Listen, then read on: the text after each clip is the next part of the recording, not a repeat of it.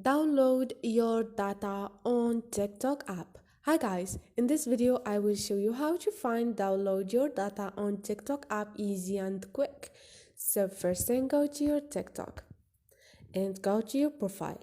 Once you are here, click on those three lines up there and click on setting and privacy. Now click on the second option, which is privacy, and scroll down. You're gonna find download your data to get a copy of your TikTok data. Here you can copy your TikTok data.